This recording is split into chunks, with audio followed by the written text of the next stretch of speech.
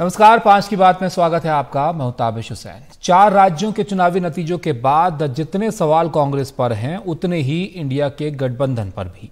2 दर्जन से ज्यादा दलों वाली किसी भी गठबंधन को एक राह पर चलाना वैसे भी मुश्किल होता है। फिर इस गठबंधन के अंतर्विरोध और टकराव पुराने रहे हैं, लेकिन 4 राज्यों के नतीजों ने इसके सामने नई चुनौतियां पैदा कर दी हैं। इसका पहला असर यह हुआ कि 6 दिसंबर को होने वाली इंडिया गठबंधन की बैठक टाल दी गई है। यहां पर बैठक टालने की कोई वजह फिलहाल नहीं बताई गई है, लेकिन कई नेता इस बैठक से दूर रहने का ऐलान कर चुके हैं। ममता बनर्जी ने कहा था कि वो बैठक में नहीं आएंगी। अखिलेश यादव ने भी साफ कर दिया कि वो नहीं आएंगे, अपना प्रतिनिधि भेजेंगे। नीतीश ने भी 6 दिसंबर की बैठक में आने में असमर्थता जता दी थी। जो परिणाम आए हैं, आने वाले समय में इससे इंडिया गठबंधन और मजबूत होगा। देश की जनता भारतीय जनता पार्टी को हटाना चाहती है। अगर यही मानक हम मान लें कि लोग परिवर्तन चाहते थे, जिन प्रदेशों में सरकार बदली है, जो परिणाम इन प्रदेशों से आए हैं, जनता परिवर्तन चाहती है, तो बीजेपी के लिए ये चिंता का विषय होना चाहिए कि जो सरकार में है उनसे जनता नाराज है या जनता ने परिवर्तन के लिए वोट दिया है। तो आने वाले समय में भी परिवर्तन का वोट पड़ेगा, तो ये चिंता का सवाल बीजेपी के लिए है। मेरे को पता जिसमें नहीं है उसमें आप क्यों हमको पूछ रहा है?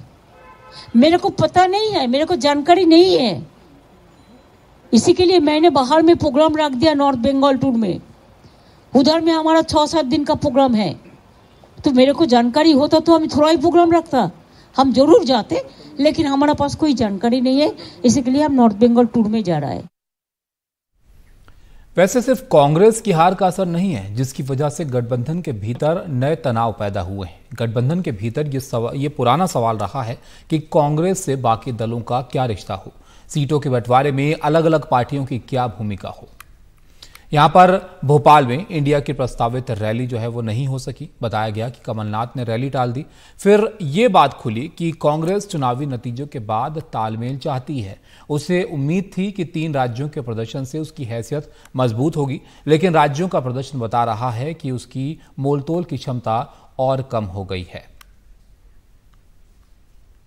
कल मीटिंग पार्लियामेंट्री लीडर्स की, इंडिया अलायंस के पार्लियामेंट्री लीडर्स की मीटिंग कल शाम में यहाँ पे राजाजी मार्ग पे होगी, और कुछ दिन के लिए वो सीनियर लीडर्स की मीटिंग पोस्टपोन किए हैं क्योंकि नीतीश जी की तबीयत ठीक नहीं है, स्टालिन जी के यहाँ फ्लड्स आए हुए हैं। ऐसा 3-4 लीडर्स का जो है रिक्वेस्ट किए थे आगे पोस्टपोन करने के लिए, क्योंकि अचानक से अनाउंस कर दिया गया था। उनके पहले ही जो प्रोग्राम तय किए थे वो प्रोग्राम अटेंड करना था उनको। तो ये 1 हफ्ते के बाद में या ऐसा जो भी है टाइम फिर से रीशेड्यूल करके मीटिंग करेंगे।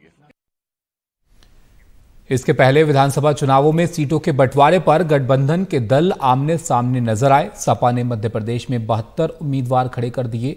आम आदमी पार्टी ने भी यहां पर अपने लोगों को उतार दिया। ये अलग बात है कि इनमें से किसी की जमानत नहीं बची। बीजेपी इस गठबंधन पर शुरू से तंज करती रही है। देखो, ये जो फिर गठबंधन की बात आ रही है, उसकी मीटिंग की बात हो रही है, कैंसिल हो रही है, लेकिन एक बात समझ लेना चाहिए कि 24 के चुनावी चौपाल पर भी ये चारों खाने चित होंगे, और 24 के चुनावी चौपाल पर भी इनको 424 का झटका, बुरी तरह से झटका लगने वाला है। लेकिन ये सच है कि अपने तमाम हारों के बावजूद कांग्रेस की हैसियत इन क्षेत्रीय दलों से बेहतर है।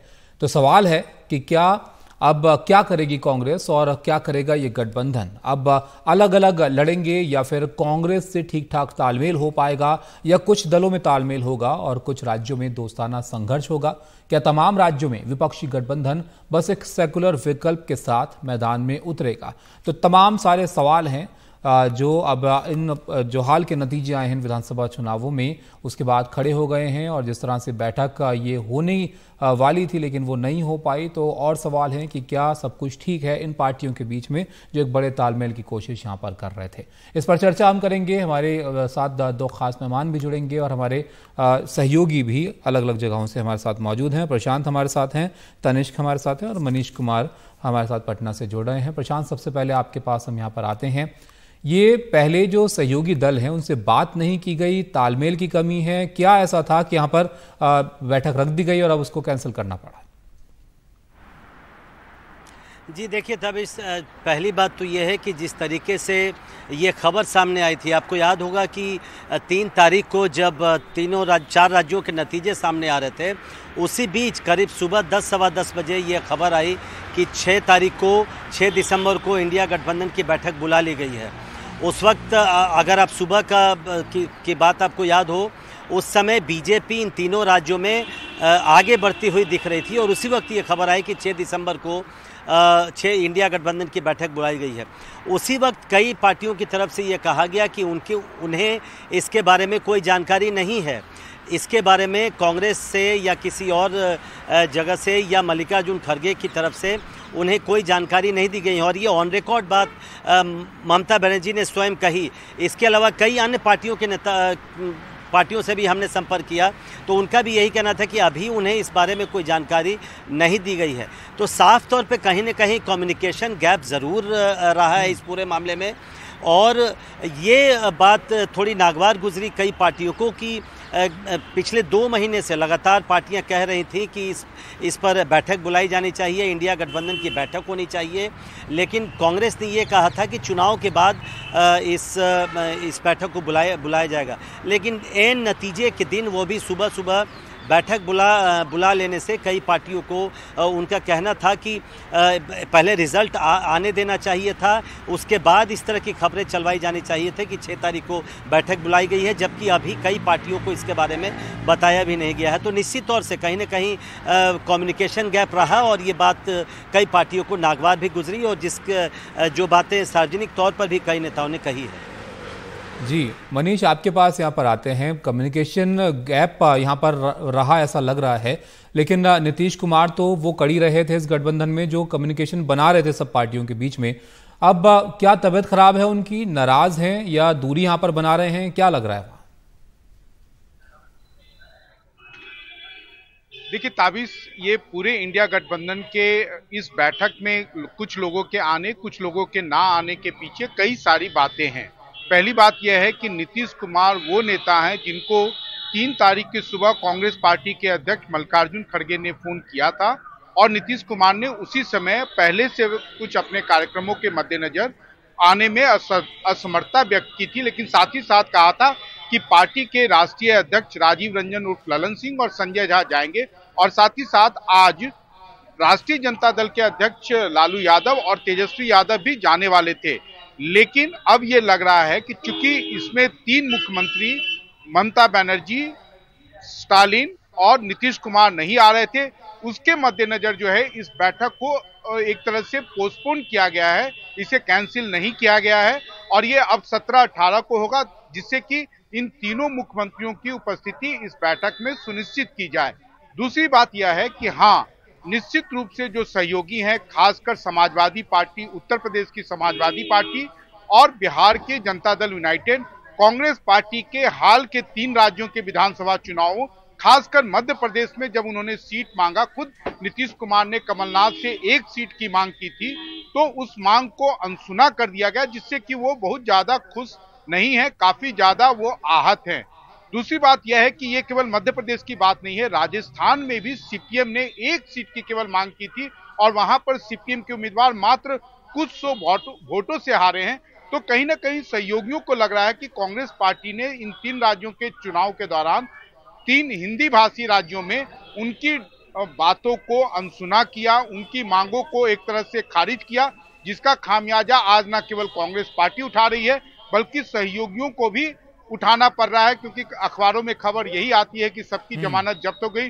अब लग रहा है कि अगर साथ मिलकर लड़ते तो स्थिति कुछ बेहतर होती। तो कांग्रेस पार्टी को ये सब चीजें जो है एक तरह से इनडायरेक्ट वे में कन्वे की गई हैं।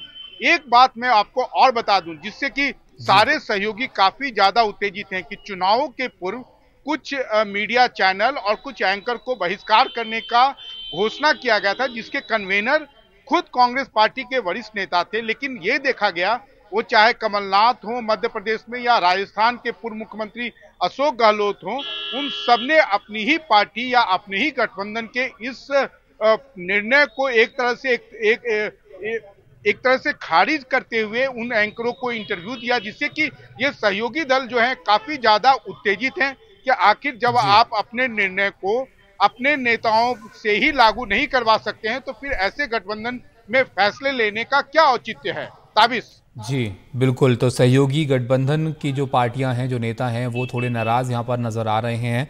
तनिष्क के पास चलते हैं। तनिष्क, समाजवादी पार्टी का क्या हाल है? अखिलेश यादव तो बीजेपी को घेर रहे हैं, लेकिन इशारों में कांग्रेस को भी एक तरह से नसीहत देते हुए नजर आ रहे हैं।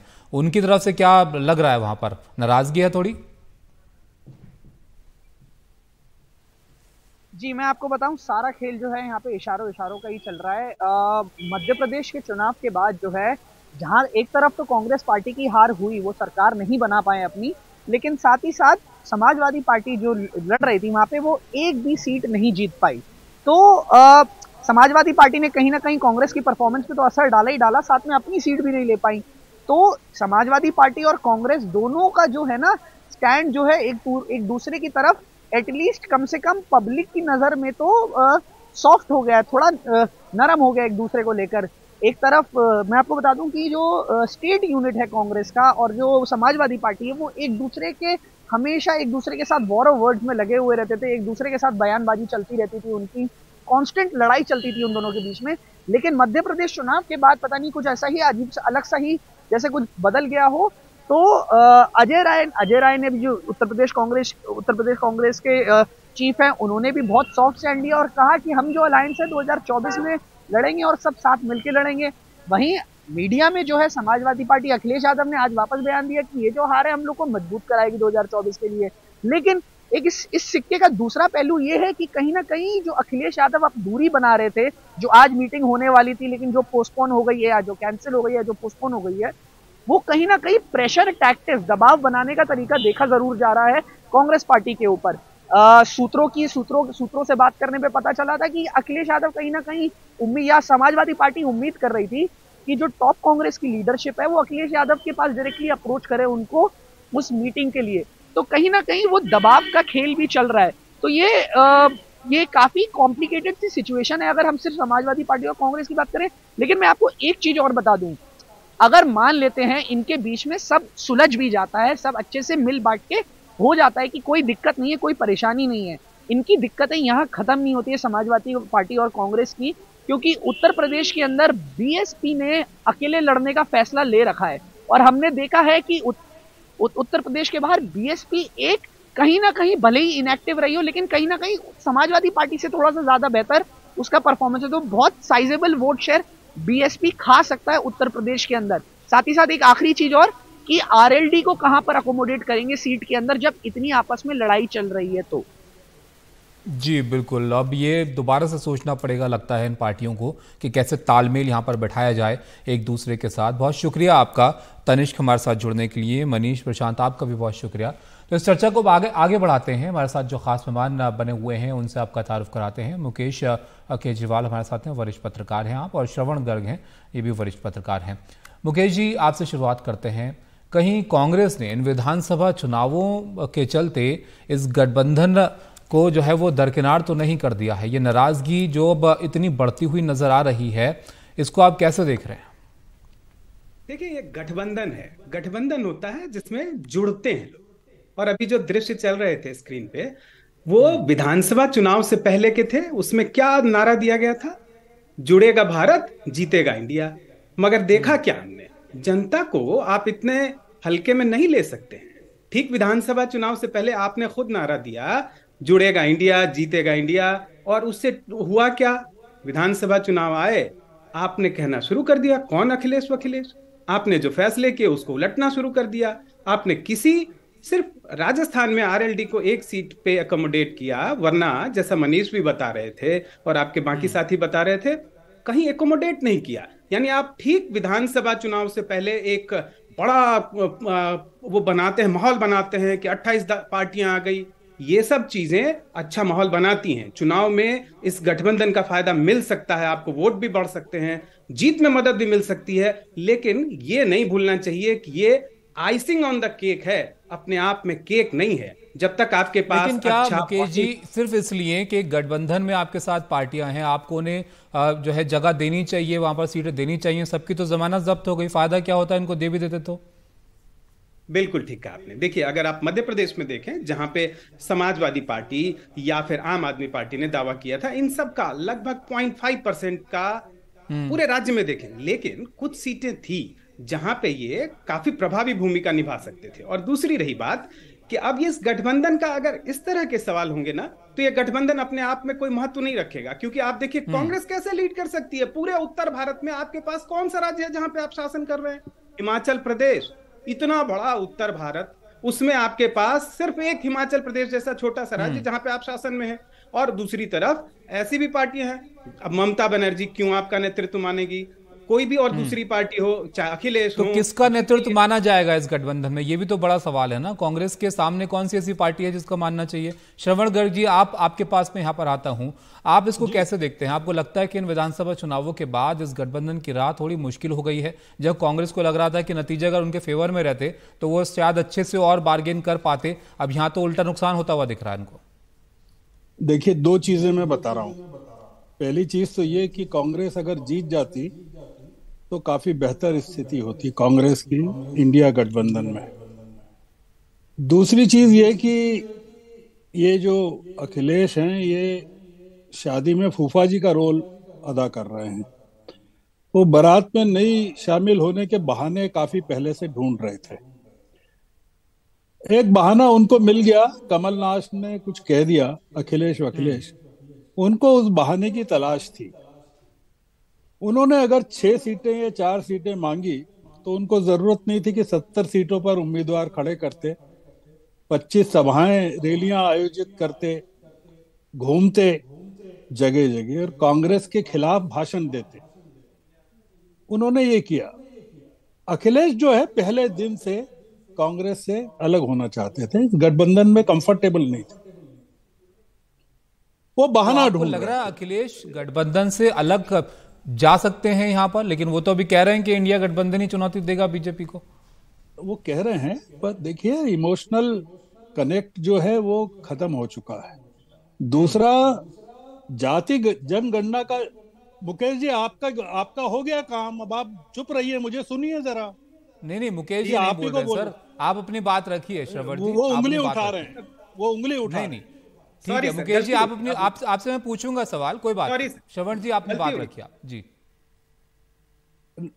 जब से जाति जनगणना का मुद्दा राहुल गांधी ने छीना है, नीतीश का ओरिजिनल आइडिया है वो बिहार का, और नीतीश खुद कहते रहे हैं कि मुझे आप इंडिया गठबंधन की बैठक क्यों नहीं बुला रहे हैं, और जब बुलाई तब आप आना नहीं चाहते। देखिए, मैं आपको संक्षेप में बताता हूं, बहुत टाइम नहीं है इसलिए। इंडिया गठबंधन का पूरा मुद्दा ये था कि बीजेपी की जो सीटें हैं इन राज्यों में इंडिया गठबंधन के अलायंस के पास, उनका बंटवारा होना है, उसके अलावा कुछ नहीं है। यूपी में 62 हैं, बंगाल में 18 हैं, बिहार में 17 हैं, दिल्ली और पंजाब में 7 और 2 9 हैं, 106 सीटें। ये बीजेपी के पास इन राज्यों की सीटें हैं। अब इनको ये लगता है, अखिलेश यादव को और नीतीश कुमार को और ममता को, कि वो कांग्रेस के साथ या सीपीएम के साथ सीटें नहीं बांट सकते। बंगाल में सीपीएम और कांग्रेस, और बिहार में नीतीश को लगता है। श्रवण जी, ये तो फिर सभी को लग रहा है ना, कांग्रेस ने कहां सीटें बांटी यहां पर? यही तो एक बड़ा सवाल है कि सीटें बटेंगी कैसे। मेरी बात सुन लीजिए। हाँ, मुझे खत्म करने दीजिए। हाँ, इंडिया अलायंस की दिल्ली की बैठक में यह तय हुआ था, रिकॉर्ड पर है, कि ये जो गठबंधन है ये राज्यों के लिए नहीं है। अच्छा, ये रिकॉर्ड पर है और लोकसभा के लिए है। ये मतलब मैं अपनी मर्जी से नहीं कह रहा हूं। अखिलेश यादव बहाना ढूंढ रहे हैं इस पूरे के पूरे मामले को खत्म करने का, और ममता भी ढूंढ रही है। इसमें देखिए होगा क्या, मैं आपको बता रहा हूं। अपने को अब आगे बढ़ना चाहिए। इंडिया गठबंधन आगे काम करता रहेगा, और उस गठबंधन में इन लोगों को अगर भागीदारी करना होगी, साइलेंट करना हो या रिप्रेजेंटेटिव के जरिए करना हो तो ये करें।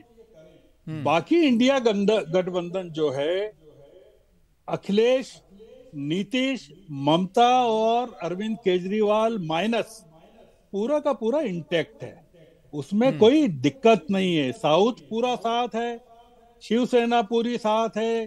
सर, महबूबा नीतीश, मुफ्ती, ममता, अखिलेश को अगर निकाल देंगे तो फिर कितना बड़ा हिस्सा है जहां पर आप फिर लोकसभा में कैसे चुनौती आप देंगे, ये भी एक बड़ा सवाल है। अब लेकिन मुकेश जी, यहाँ पर आपके पास पे आता हूं। देखिए, गठबंधन की, जैसे कि शवर जी कह रहे थे, ये तो साफ था ना कि लोकसभा के लिए गठबंधन बन रहा है, विधानसभा के लिए तो नहीं बन रहा है। वहां पर एक तरह से नाराजगी की तरह चीजों को सामने रख देना, ये भी कहीं इस तरफ तो इशारा नहीं करता कि पार्टियां खुद ही यहाँ पर जो है वो कंफर्टेबल नहीं लग रही हैं कांग्रेस के साथ। देखिए, जनता इतने तकनीकी दावपेच में नहीं जाती है। आखिर क्यों नहीं है, आखिर क्यों एकोमोडेट नहीं कर सकते हैं? राजस्थान में जहां माकपा की, सीपीएम की कुछ सीटें हैं, 2 सीटें तो बिल्कुल आप मान के चलिए जिन पे उनका काफी प्रभाव है। आप उनके साथ क्यों नहीं अलायंस कर सकते? आप अगर इन दलों को विधानसभा चुनाव से पहले इतना माहौल बनाते हैं, फिर ये टेक्निकलिटीज नहीं चलेंगी, इतना एरोगेंस नहीं चलेगा, वो कहीं भी नहीं चलता। वो चाहे कोई पत्रकार हो या राजनेता हो, सार्वजनिक जीवन में इतना एरोगेंस नहीं चलता। आपको अगर ये समझ के व्यवहारिकता समझना होगा। नई पार्टियां आ रही हैं, क्षेत्रीय दलों का महत्व बढ़ रहा है, आप कहीं चुनौती दे नहीं पा रहे हैं, लेकिन उस तरह का एरोगेंस रहेगा ना तो वो कहीं भी नहीं चलता ताबिश भाई। वो हर जगह आपको व्यवहारिक होना पड़ता है, आपको देखना पड़ता है। हो सकता है सवाल कि किसका एरोगेंस, किसकी वजह से चीजें जो है वो दरार पड़ती हुई नजर आ रही है। यहाँ पर गठबंधन में एक तरह से नाराजगी थोड़ी सी दिख रही है। दरार तो कहना ठीक नहीं है, अब आगे चल के देखिए क्या होता है आगे की बैठकों में। लेकिन बहुत शुक्रिया मुकेश जी आपका, श्रवण जी आपका हमारे साथ जुड़ने के लिए। तो इंडिया गठबंधन की ये बैठक तो नहीं हो पाई, आगे अब जो बैठक होगी उसमें किस तरह का तालमेल नजर आता है, ये अब देखना यहाँ पर काफी महत्वपूर्ण होगा।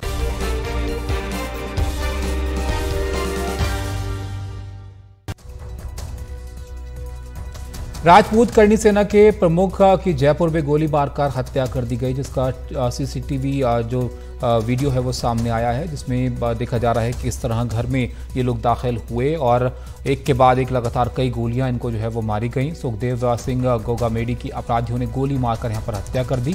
उन्हें उनके घर पर गोली मारी गई है। हमलावरों ने गोगामेडी को संभलने का मौका भी यहाँ पर नहीं दिया। उन पर कई राउंड गोलियां चलाई गई हैं। लॉरेंस बिश्नोई गैंग से जुड़े गैंगस्टर रोहित गोदारा ने हत्या की जिम्मेदारी ली है। उसने लिखा है कि सुखदेव सिंह उसके दुश्मनों से मिलकर काम कर रहे थे।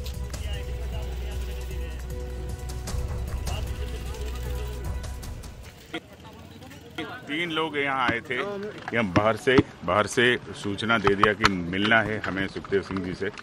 तो सुखदेव सिंह जी से उनका जो पीएस जो सिक्योरिटी है वो जाके पूछ लिया, तो उनका अनुमति मिलने के बाद तीनों लोग अंदर गया। वहाँ करीबन 10-1 मिनट उनके साथ बातचीत किया।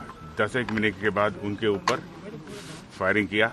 उस फायरिंग में सुखदेव सिंह जी का डेथ हो गया। उनके बगल में जो सिक्योरिटी खड़ा था उनके भी गोली लग गया। वो अभी हॉस्पिटल में आईसीयू में है। और इस क्रॉसफायर के दौरान 3 हमलावरों में एक का भी डेथ हो गया। जिस तरह से राजस्थान में गैंग वॉर्स पनपी हैं, डिफरेंट गैंग्स के बीच में युद्ध शुरू हुए हैं और राजस्थान को अराजकता की अग्नि में धकेला गया, ये उसी का दुष्परिणाम है। करनी सेना के राष्ट्रीय अध्यक्ष स्वर्गीय सुखदेव सिंह जी को जो धमकियां मिली थी, उनके चलते हुए उन्होंने पुलिस प्रशासन को इसके लिए आगाह भी किया था, लेकिन दुर्भाग्य से जिस स्तर पर उनको सुरक्षा मिलनी चाहिए थी उस स्तर पर सुरक्षा प्रदान नहीं की गई। निश्चित रूप से इसके लिए भी जिम्मेदारी तय करने की आवश्यकता है और साथ साथ में जिन लोगों ने ये दुर्दांत कृत्य किया है उनको तुरंत गिरफ्तार किया जाए, उनको किए की सजा मिले। और साथ में भारतीय जनता पार्टी सरकार बनने के बाद में इस बात को हम निश्चित ही करेंगे कि राजस्थान में अमन, चैन और शांति के शासन कायम हो। श्री राजपूत करनी सेना के जो अध्यक्ष हैं सुखदेव सिंह गोगामेडी की हत्या की गई है। ब्रॉड डेलाइट में ये हत्या हुई है और ये उनका घर है, जहां पर अगर आप देखें तो आप देख सकते हैं कि खून के निशान आपको उस कमरे में दिख रहे हैं। बताया जा रहा है कि सुखदेव सिंह गोगामेडी से 3 लोग मिलने आए थे, उनसे बातचीत की है, उनके साथ बैठे भी हैं। उन्होंने अनुमति ली थी उनको मिलने के लिए, फिर वो यहाँ पर आए थे और फिर फायरिंग हुई है। उसके बाद में जो गोगामेडी का गार्ड था उसने भी क्रॉस फायरिंग की है, इसलिए आप देखते हैं कि दूसरी जगह भी खून के निशान आपको दिख रहे हैं। वहाँ पर एक जूता भी आपको दिख रहा है पड़ा हुआ है वहाँ। तो यहाँ जो खून के निशान है वो जो क्रॉस फायरिंग हुई है उसके बताया जा रहा है। उसमें क्या हुआ है कि जिसको गनमैन ने मारा है वो वाहन चालक था, वो उस गाड़ी को लेकर आया था जिसमें जो शूटर्स हैं वो आए थे। तो वाहन चालक की मृत्यु होने के कारण जो असेलेंट्स थे उनको एक भागने का जरिया चाहिए था। बताया जाता है कि वो यहाँ से भाग के गए हैं और आगे उन्होंने किसी की स्कूटी रोकी है और उससे स्कूटी उन्होंने ली है। जो आदमी स्कूटी चला रहा था उसकी यहाँ पर गोली को लगाकर, मतलब गन को लगाकर वो स्कूटी छीनकर उसको लेकर भाग गए हैं। पुलिस के पास अहम सबूत है। यहाँ पर जिसको गोली मारी थी वो यहीं पे मर गया है, तो उसका जो आइडेंटिटी है वो पुलिस ने बताया है कि वो एक यहाँ पर शाहपुरा का रहने वाला था, उसका नाम वगैरह भी है और वो कुछ व्यापार में से जुड़ा था, इसलिए उनके लिए वो बड़ा क्लू है। सीसीटीवी फुटेज है और एफएसएल की टीम भी यहाँ पर पहुंची हुई है। क्या है श्री राजपूत करनी सेना? आपको बता दें कि करनी सेना वो संगठन है, राजपूत बेस्ड संगठन है, जिसने पद्मावत फिल्म को लेकर बहुत ही आंदोलन किया था और उसके बाद में करनी सेना के दो फाड़ हो गए थे। लोकेंद्र सिंह कालवी का जो फैक्शन था वो करनी सेना था। अब कुछ महीने पहले उनकी भी मृत्यु हो गई है बीमारी के कारण। और जो श्री राजपूत करनी सेना था उसमें सुखदेव सिंह गोगामेडी जो थे वो उसके अध्यक्ष बने। गंगानगर हनुमानगढ़ एरिया से बताए जाते हैं। और राजपूत जो राइट विंग फ्रिंज एक तरह से आउटफिट है उसे माना जाता है श्री राजपूत करनी सेना का। पुलिस के पास कमिश्नर के हिसाब से मुताबिक 3 अहम सबूत हैं। उनके पास सीसीटीवी फुटेज है। जो असेलेंट, जो 3 लोग आए थे उनके जानकार थे, उसमें से एक की पहचान उन्होंने कर दी है। वो स्कूटर लेके भागे हैं तो वो भी एक आई विटनेसेस भी हैं और जो स्कूटर लेके भागे हैं वो भी एक अहम सबूत है, क्योंकि अगर वो स्कूटर लेके गए हैं तो कहीं ना कहीं वो स्कूटर को अबैंडन करेंगे या वो पकड़ा जाएगा। इसलिए पुलिस को उम्मीद है कि जल्द ही इसका खुलासा होगा। लेकिन जयपुर में दहशत है, क्योंकि बिल्कुल दिन में आप देख सकते हैं बिल्कुल ये कॉलोनी है और यहाँ पर आप देख सकते हैं कि यहाँ रिहायशी इलाका है और यहाँ पर आप देख सकते हैं कि किस तरह से खुलेआम जो है यहाँ पर ये हत्या हुई है। आप देख सकते हैं वहाँ पर बोर्ड लगा हुआ है श्री राष्ट्रीय राजपूत करनी सेना का और यहाँ पर सुखदेव सिंह गोगामेडी का जो पोस्टर है वो भी लगा हुआ है। तो रिहायशी इलाके में दिन दहाड़े इस तरह की हत्या से यहाँ पर एक तरह से दहशत फैल गया है। जयपुर से हर्षा कुमारी सिंह, एनडीटीवी इंडिया। तो अर्चा बता रही थी किस तरह का माहौल अब वहां पर बन गया है इस हत्याकांड के बाद। वहीं राजपूत करनी सेना के प्रमुख सुखदेव सिंह गोगामेडी की हत्या के विरोध में सीकर में राजपूत छात्रावास के बाहर जमकर विरोध प्रदर्शन हुआ। राजपूत समाज के लोगों ने पुलिस प्रशासन के खिलाफ नारेबाजी यहां पर की। प्रदर्शनकारियों ने कहा है कि अगर आरोपियों की जल्द गिरफ्तारी नहीं हुई तो राजस्थान बंद का आह्वान करेंगे।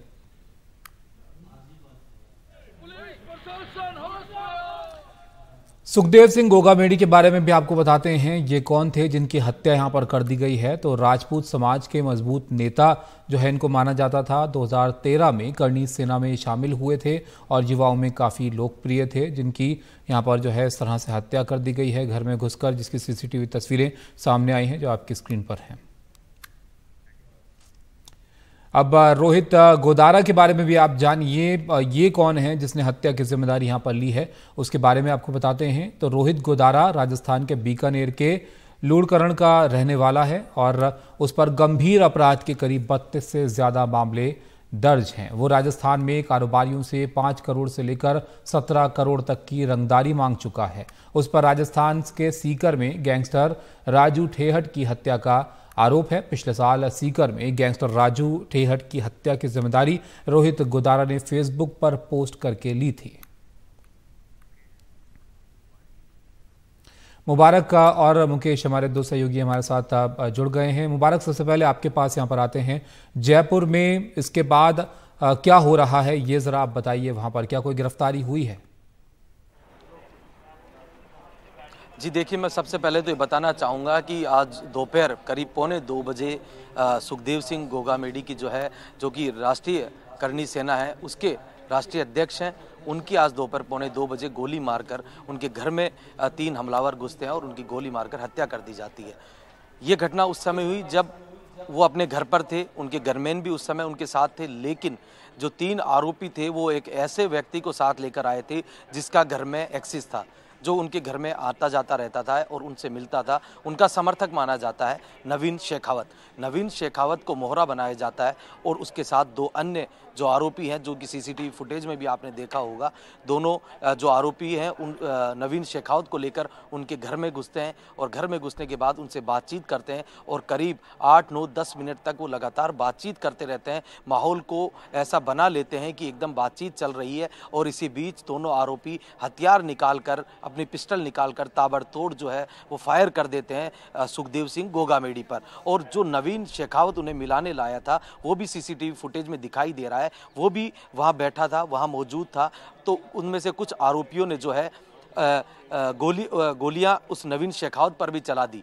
तो ऐसे में नवीन शेखावत को भी गोली लगी और वहां मौजूद उनके गनमैन को भी गोली लगी और सुखदेव सिंह गोगामेडी को भी जो है गोली मार दी गई। पहली गोली उनके माथे में लगी, उसके बाद उनके सीने में जो है गोली मार दी गई। फिर यहाँ से जो घटनाक्रम है वो शुरू होता है और आरोपी घर से निकलकर बाहर भागने का प्रयास करते हैं और कुछ हद तक वो सफल भी होते हैं। और सफल होते हुए वो जब रोड पर पहुँचते हैं तो एक स्कूटी सवार व्यक्ति को रोक लेते हैं, उसे गोली मारते हैं और उसकी स्कूटी भी लेकर वो लोग फरार हो जाते हैं। पुलिस लगातार दोनों जो आरोपी है उनकी तलाश कर रही है। पूरे प्रदेश भर में सुरक्षा को देखते हुए हर तरफ चाक चौबंद जो है सुरक्षा व्यवस्था लगा दी गई है, नाकेबंदी कर दी गई है। पुलिस निगरानी रखे हुए है। इनसे जुड़े जो लोग हैं उनकी कॉल डिटेल्स खंगाली जा रही है, उनसे जो संपर्क में बीते कुछ दिनों से जो लोग थे, कहाँ ये ठहरे थे, किन से मिल रहे थे, तमाम वो फुटेज और तमाम जो है कॉल डिटेल्स पुलिस खंगाल रही है। और एक बड़ा अपडेट इसमें यह भी है कि जो कलराज मिश्र हैं, राजस्थान के राज्यपाल, उन्होंने इस मामले को लेकर डीजीपी को तलब कर लिया है। इस मामले की पूरी पूछताछ उनसे की गई, पूरी फीडबैक उनसे लिया गया और आगे क्या कुछ करना है उसके बारे में जानकारी ली गई। तो ये तमाम चीजें हैं और नजर अब है कि आगे इस पर क्या कार्रवाई होती है, इन तमाम चीजों को यहाँ पर देखा जा रहा है। लेकिन मुकेश, आपके पास यहाँ पर आते हैं। इस मामले में लॉरेंस बिश्नोई गैंग से जुड़े गैंगस्टर रोहित गोदारा ने इसकी जिम्मेदारी ली है। लॉरेंस बिश्नोई गैंग का कैसे कनेक्शन यहाँ पर है, इससे कैसे यहाँ पर ये जो है जिम्मेदारी ले रहे हैं, ये भी थोड़ा आप समझाइए। देखिए, जो रोहित गोदारा है उसके बारे में ये माना जाता है कि वो इस समय राजस्थान का टॉप मोस्ट गैंगस्टर है, जिस पर 32 केस दर्ज हैं और 2010 में वो अपराध की दुनिया में आया था। उसके बाद उसने पीछे मुड़कर नहीं देखा था। उस पर राजस्थान में कई बड़े गैंगस्टरों की हत्या का आरोप है, जिसमें राजू ठेहट, जो कि सीकर में 2022 में मारा गया था, उस हत्या की जिम्मेदारी भी रोहित गोदारा ने ली थी। और तब उसने कहा था कि ये गैंगस्टर आनंद पाल की हत्या का बदला है। दरअसल जो रोहित गोदारा है वो 2022 में माफ करिए 2023 में जून 2023 में वो दिल्ली से फेक पासपोर्ट पर दुबई भाग गया था और दुबई से जाने के बाद वो अजरबैजान गया और अब ये माना जा रहा है कि वो कनाडा में है और वहां से बैठकर वो गोल्डी बराड़ और लॉरेंस बिश्नोई के लिए काम कर रहा है। क्योंकि लॉरेंस बिश्नोई भी राजस्थान का रहने वाला है और उसका वहां पर काफी दबदबा है। तो लॉरेंस का जो पूरा काम है राजस्थान में वो इस समय रोहित गोदारा देख रहा है, जो कि कनाडा में बैठकर वहां से लगातार उसके गैंग के लिए ऑपरेट कर रहा है। जबरन वसूली हो, हत्याएं हो या फिर टारगेट किलिंग हो, ये सारे काम वो विदेश में बैठकर लॉरेंस बिश्नोई और गोल्डी बराड़ के लिए कर रहा है। तो उसकी लगातार तलाश चल रही है। दिल्ली में जो उसने फर्जी पासपोर्ट बनवाया था वो पवन कुमार के नाम से बनवाया था और फर्जी पासपोर्ट पर वो दुबई चला गया था और वहां से फिर अजरबैजान और वहां से फिर कनाडा चला गया। तो अभी ये माना जा रहा है कि ये जो हत्या हुई है इसके पीछे जो पूरा हाथ है वो रोहित गोदारा का है। क्योंकि इस हत्या के तुरंत बाद रोहित गोदारा ने सोशल मीडिया पर एक पोस्ट लिखा जिसमें कहा कि राम राम भाइयों, ये जो हत्याकांड है इसकी पूरी जिम्मेदारी मैं लेता हूं, क्योंकि जो सुखदेव है वो लगातार जो विरोधी गैंग है उनके लिए काम कर रहा था और जो हमारे दुश्मन हैं वो अपनी अर्थी अपने दरवाजों पर तैयार रखें। तो हत्या के बाद एक तरह से वो थ्रेट कर रहा है और उस पर 1 लाख का इनाम राजस्थान पुलिस ने रखा हुआ है। उस पर उसके खिलाफ जो है रेड कॉर्नर नोटिस भी जारी हो चुका है। लेकिन चूंकि वो देश के बाहर है तो वो पकड़ से दूर है। तो इस हत्याकांड में भी उसका हाथ बताया जा रहा है। फिलहाल राजस्थान पुलिस के अलावा जो खुफिया एजेंसियां हैं वो इस पूरे हत्याकांड को लेकर जांच में लगी हुई हैं और रोहित गुदारा के बारे में वो कहां पर एग्जैक्टली है और किस तरह से उसने इस पूरे हत्याकांड को अंजाम दिया है उसके बारे में जानकारी की जा रही है। जिन 3 लोगों का इस हत्याकांड में हाथ है वो किस तरह से रोहित गुदारा से जुड़े हुए थे उसके डिटेल्स भी लिए जा रहे हैं। तो कुल मिलाकर राजस्थान पुलिस एक जो पूरा गैंगस्टरों का एंगल है उससे जांच चलिए, तो गैंगस्टर के एंगल से भी इस मामले को यहाँ पर अब देखा जा रहा है। जो हमलावर थे उनकी, रोहित गुदारा की तलाश यहाँ पर अब पुलिस को है। बहुत शुक्रिया आप दोनों का हमारे साथ जुड़ने के लिए और ये जानकारी साझा करने के लिए।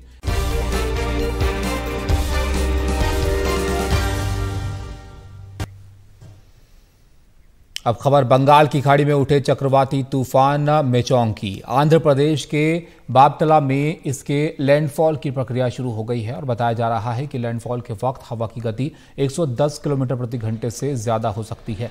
इस बीच तमिलनाडु और आंध्र प्रदेश के तटीय इलाकों और पांडिचेरी में बारिश का कहर जारी है। अभी तक तूफान से जुड़ी घटनाओं में 8 लोगों की मौत हो चुकी है। तमिलनाडु की राजधानी चेन्नई में जनजीवन अस्त व्यस्त हो गया है। भारी बारिश से चारों तरफ पानी ही पानी नजर आ रहा है।